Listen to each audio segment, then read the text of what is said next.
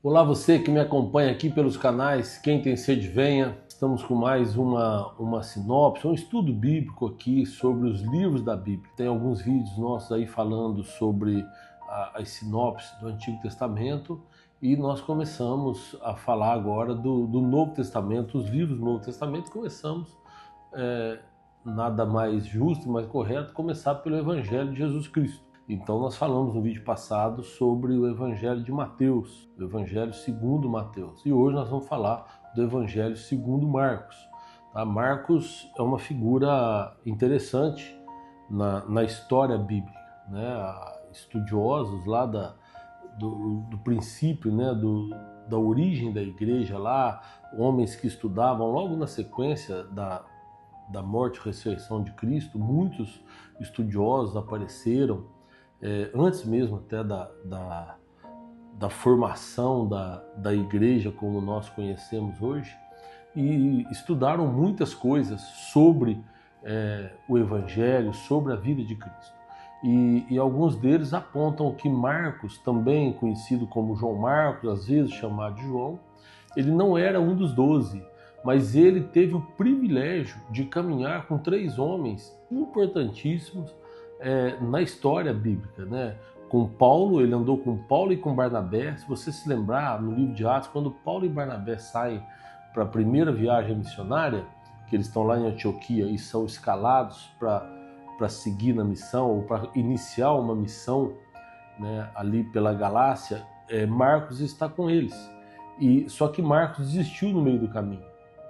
A Bíblia não explica o motivo, mas o que se sabe é que quando eles estavam indo, depois de passar por algumas dificuldades, Marcos decide voltar. Alguns dizem que ele ficou doente, outros dizem que foi realmente porque não aguentou ali a oposição, não aguentou o sofrimento, mas enfim, o que nós sabemos é que ele voltou e deixou então Paulo e Barnabé. Depois, na segunda viagem, depois no capítulo 15 de Atos, quando eles fazem o concílio e decidem algumas regras, e Paulo então e Barnabé teriam que voltar nos lugares por onde eles haviam passado, Barnabé, que era tio de Marcos, queria levá-lo, mas Paulo ele não concordou. Então os dois se separaram, e aí Barnabé foi para uma outra missão com Marcos, e Paulo tomou Silas com ele e foi então seguir a missão que estava dada a ele, né? E João Marcos, ou Marcos também, era também filho de uma mulher chamada Maria, que tinha uma casa que ela emprestava essa casa aos discípulos para eles se reunirem depois da morte de Cristo, né? Eles, se você pegar, está lá em Atos 12, quando Pedro também ele é preso e o anjo aparece para ele à noite e o tira da prisão. Ele sai da prisão e vai para a casa de uma senhora chamada Maria, que emprestava a casa para eles se reunirem, e esta Maria era mãe também de Marcos. Então Marcos, ele é uma figura importante aqui para nós nesse contexto.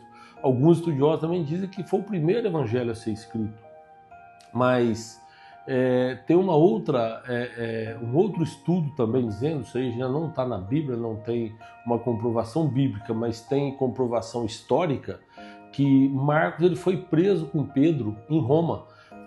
Depois lá na década de 50, teve muita perseguição, principalmente pelo imperador Nero.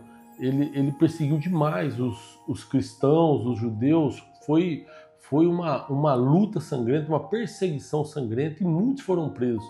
E nessas prisões, inclusive, estava Pedro, Paulo também. Paulo foi decapitado, né? Pedro foi crucificado de cabeça para baixo e estava numa prisão. E estudos históricos dizem que Marcos estava com Pedro, e foi quando ele decidiu então escrever para os judeus que estavam em Roma, e depois acabou expandindo o evangelho para todos, né? E ele também participou. Então olha só, ele acompanhou Paulo, ele acompanhou Barnabé e acompanhou Pedro. Então ele deve ter ouvido muito a pregação de Pedro, e aí ele decide escrever o evangelho. Então também alguns estudiosos apontam que muitos dos escritos de Marcos ele tirou de conversas ou de pregações que ele ouviu da parte de Pedro. Se bem que tem uma característica que só tem no livro de Marcos, que fala que quando Jesus está sendo preso no Getsemane, tem um moço que ele está enrolado no lençol e ele sai correndo para não ser preso, e ele deixa o lençol para trás e corre nu. E também, então, entende-se que esse moço poderia ser Marcos também, que estava ali naquele momento, porque só ele narra, e por que ele narraria isso? Então acreditam que era ele falando dele mesmo. Marcos é o evangelho que, acho que 90% ou mais do que ele escreveu também está escrito em Mateus e Lucas. Poucas coisas que você encontra em Marcos que você só encontra em Marcos. Talvez o episódio do cego de Betsaida, lembra que Jesus vai e pede para o homem sair da cidade de Betsaida, e lá ele cura o homem. É o único milagre que Jesus fez em 2 etapas. O homem é cego, ele passa saliva, cuspiu no olho do homem, aí o homem passou a enxergar pouco, ele falou, estou enxergando vultos, aí Jesus vai de novo e aí completa o milagre e o homem passa a enxergar totalmente. Esse episódio do cego de Betsaida só está no livro de Marcos, no Evangelho de Marcos. E o Evangelho de Marcos, então, olha, o capítulo 1, ele começa falando princípio do Evangelho de Jesus Cristo, Filho de Deus. Ele já começa numa questão evangelística, ele não narra, por exemplo, o nascimento de Jesus.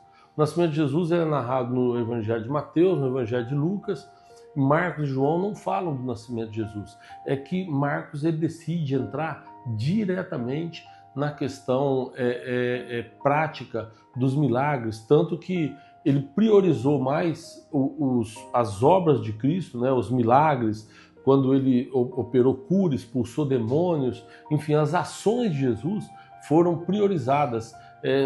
Ele fala pouco dos ensinamentos, pouco das parábolas, existem poucas parábolas, talvez umas 4 parábolas só que Marcos cita, e então ele não deu muita ênfase nos ensinamentos de Jesus, ele deu mais ênfase na obra redentora, ele deu mais ênfase nos sinais que Jesus deu através dos milagres, das curas que ele proferiu ali, que ele fez ali, Então, o Evangelho de Marcos, ele mostra que Jesus também, ele faz questão de ir para um caminho que mostra que Jesus, ele era o Filho de Deus que veio em forma de servo, ou seja, Jesus veio para servir e não para ser servido. Ele cita isso, inclusive, no seu Evangelho. O que eu posso falar para você de Marcos é isso.